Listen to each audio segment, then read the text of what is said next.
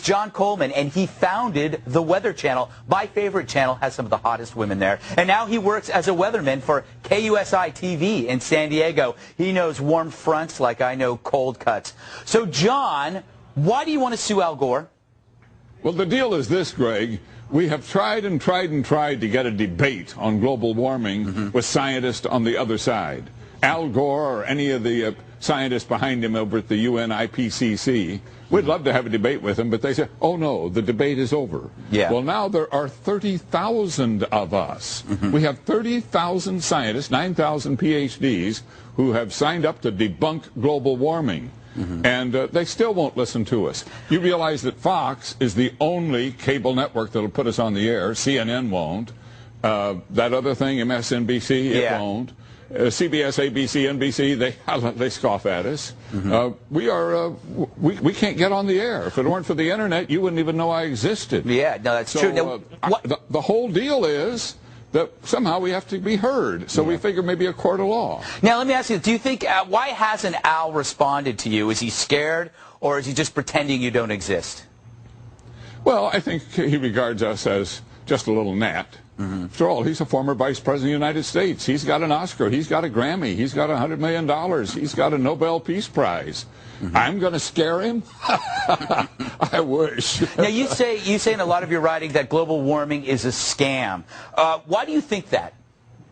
Well, if you study all the papers of the Intergovernmental Panel on Climate Change, if you study everything their scientists have done, it all boils down to a claim that carbon dioxide, CO2 in the atmosphere, put there by our burning of fossil fuels, is going to turn the climate of Earth into an oven, and we're all going to bake and die. Well, that's sheer nonsense. We have been burning fossil fuels for 100 years. And what have we done so far? We might have raised the temperature by 1/10 of 1 degree, maybe.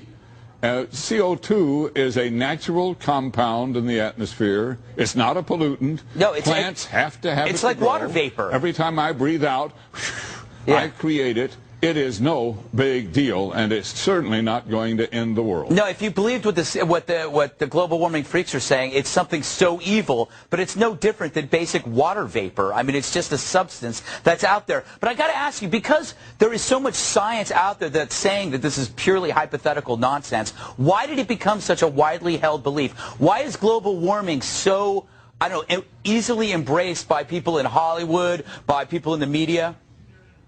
Well, it's the most amazing part of the story, really. How did it become such this huge accepted scam? I mean, it started off with some environmentalists and some one-world politicians at the UN who had World Earth Day in 1970. And out of that, they finally managed to create this IPCC, Intergovernmental Panel on Climate Change at the UN. They claimed, of course, that that was had something to do with science. All it was an environmental advocacy group. Then Al Gore learned a little bit about CO2 in college. One course, learned a little, and all of a sudden he became an expert. So he becomes vice president. The UN starts foisting this thing on us. And the media, which loves a crisis, loves to tell us that the world is coming to an end, the media jumped aboard, and once the media was aboard, so you got the UN, you got Al Gore, you got the media, what are the politicians going to do? They follow. What's interesting is almost with every issue, you're allowed some kind of debate or dissent. And this is worse, actually, worse than any kind of religion where you're not allowed to dissent. You can't say anything without being called an idiot or crazy. It's become a religion. That's exactly what it's become, an environmentalist religion. And, of course, green and environmentalism is a wonderful thing. I'm an environmentalist, but wait a minute. You're not going to turn me into an extremist, and you're not going to get me to tell a lie to try to accomplish an environmental goal. That's exactly what they're doing. Speaking of goal, what does a hockey stick have to do with all this? Well, this goes back to the start of it all.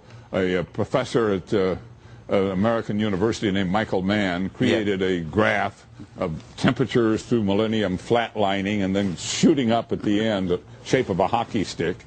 And the UN panel said, ooh, love that. Yeah. And they kind of made it their Bible, and it became the cornerstone of their whole campaign. Now it has been proved, without a shadow of a doubt, to be built on absolutely bad science. you can put any data into that formula and it'll come out a hockey stick no matter what. Well, you know, John, the whole thing was manipulated. John, I'm actually looking forward to the return of the Ice Age because I know that's going to be the next catastrophe, probably in the next decade. We got to run. Thank you, John Coleman, founder of the Weather Channel, my favorite channel aside from Fox News Channel.